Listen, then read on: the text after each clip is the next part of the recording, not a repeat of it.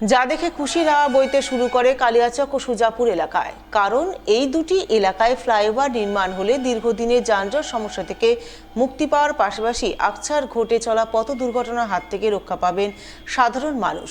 কালিয়াচক ও সুজাপুর জাতীয় সড়ক সংলগ্ন অত্যন্ত জনবহুল এবং গুরুত্বপূর্ণ বাণিজ্যিক এলাকা। প্রতিদিন হাজার হাজার ছোট বড় যানবাহন এই সড়ক দিয়ে চলাচল করে। পাশাপাশি স্থানীয় বাসিন্দাদের নিয়মিত যাতায়াতের কারণে দিনের অধিকাংশ সময়ই এই অংশে তীব্র যানজটের সৃষ্টি হয়। যানবাহনের অতিরিক্ত চাপের জেরে প্রায় টোটো, বাস, লরি, ডাম্পার ও অন্যান্য যানবাহনের সঙ্গে পথচারীদের জড়িয়ে দুর্ঘটনা ঘটে। অতীতে একাধিক প্রাণহানির ঘটনা ঘটেছে। এই পরিস্থিতিতে দীর্ঘদিন ধরে এলাকাবাসী ও বিভিন্ন মহলের পক্ষ থেকে ফ্লাইওভার নির্মাণের দাবি জানানো হচ্ছিল।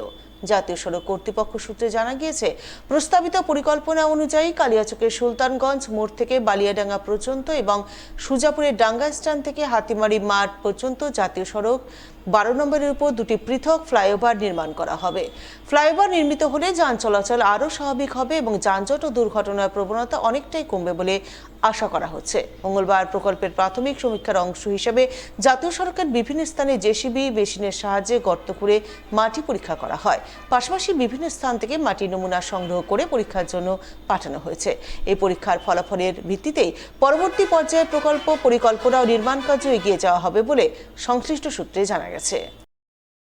অথরিটি অফ ইন্ডিয়ার তরফ থেকে আপনাদের কালিয়াচক অ্যান্ড সুজাপুর এবং ইটাহার এই তিনটে জায়গায় তিনটে ফ্লাইওভারের প্রপোজ করা হয়েছে এবং এইটার উদ্দেশ্য হচ্ছে যাতে কালিয়াচকের জ্যামটাকে অ্যাভয়েড করে যাতে স্মুথলি গাড়িগুলো মালদার দিকে যেতে পারে বা আপনার মালদা থেকে টুয়ার্ডস ফারাক্কার দিকে যেতে পারে এবং এই জায়গাটায় প্রচুর অ্যাক্সিডেন্ট হয়, যাতে সেই অ্যাক্সিডেন্টটা থেকে পথচারীরা বাঁচতে পারে, সেই জন্যেই এইটার মেন উদ্দেশ্য। কাজটা আমরা ফিল্ড ওয়ার্কটা আমরা শেষ করে ফাইনাল রিপোর্টটা আমরা সাবমিট করে দেবো। তো আশা করা যায় নেক্সট ইয়ারের মধ্যে আপনার এইটা কমপ্লিট হয়ে যাবে, মানে কাজটা শুরু হতে পারে।